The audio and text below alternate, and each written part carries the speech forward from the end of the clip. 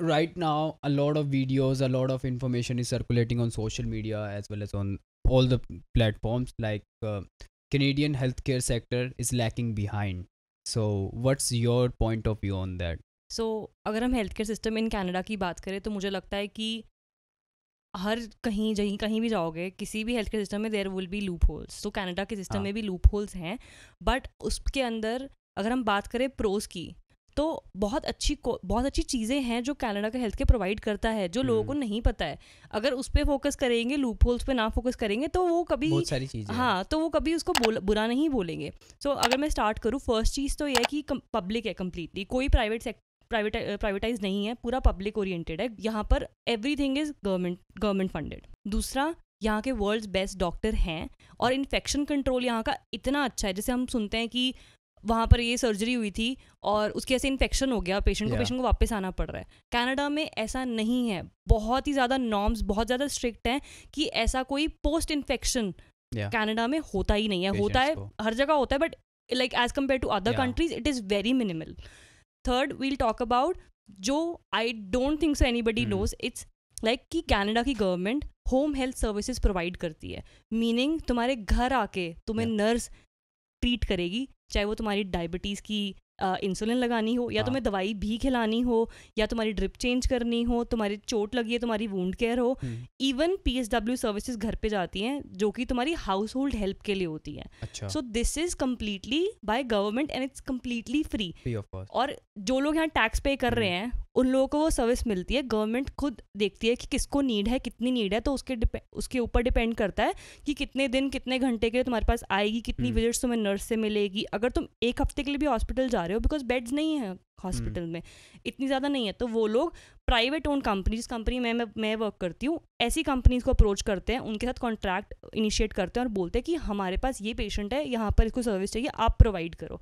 So government वो initiative ले रही है. आई डोंट थिंक सो कोई कंट्री ये करती होगी पूरे वर्ल्ड में. एंड इससे बेटर क्या है, क्योंकि पेरेंट्स जो बूढ़े होते हैं, रिटायर होते हैं, उनको हेल्प चाहिए. और यहाँ का जो कल्चर है ऐसा है कि पेरेंट्स बच्चे साथ में नहीं रहते साथ में, वो अकेले होते हैं. तो अकेले नहीं है वो, गवर्नमेंट है उनके साथ और तुम्हें पैसे नहीं देने. You are just paying taxes and that is हर किसी का राइट है. सो आई थिंक अगर लोग इस पे फोकस करेंगे तो health care system free, India में भी फ्री नहीं है, प्राइवेट है. हाफ इट्स पार्शली प्राइवेट और इट्स पार्शली पब्लिक. सो वही है, it is all it is more in terms of equity.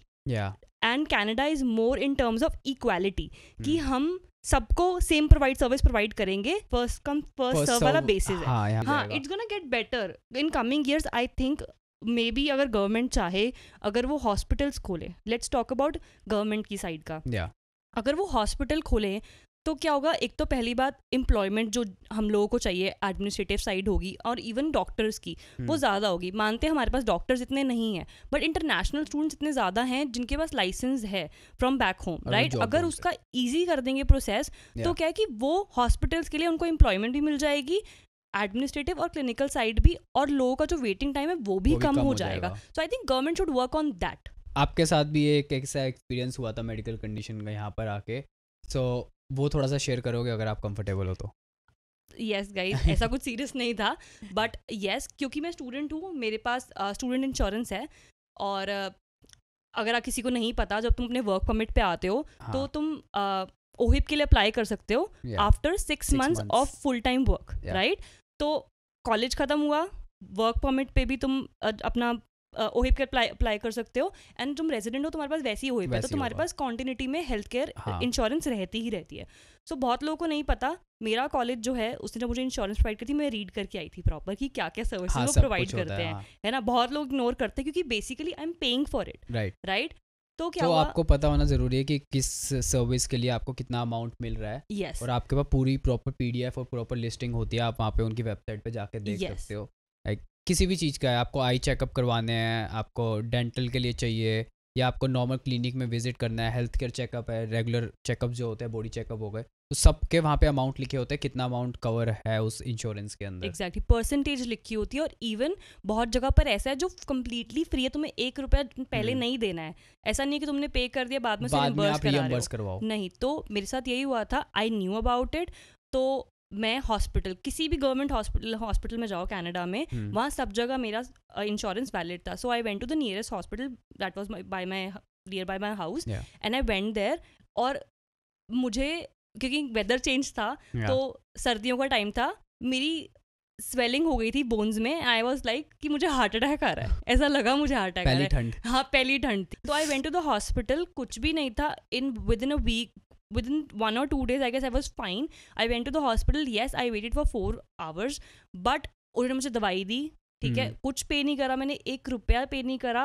उन्होंने दवाई भी के लिए मुझे प्रिस्क्रिप्शन दी जो मैंने जाके शॉपर से खरीदी, क्योंकि प्रिस्क्रिप्शन के बिना यहाँ दवाई नहीं मिलती है. जब मैंने वहाँ से दवाई ली, इवन मैंने वो दवाई रिम्बर्स कराई, ज़्यादा नहीं $50 लगे होंगे दवाई में. उसके लिए भी मेरा प्लान जो था वो कवरेज देता कि तुम पूरे साल में इतने अमाउंट की, इतने डॉलर्स की तुम दवाई ले सकते हो.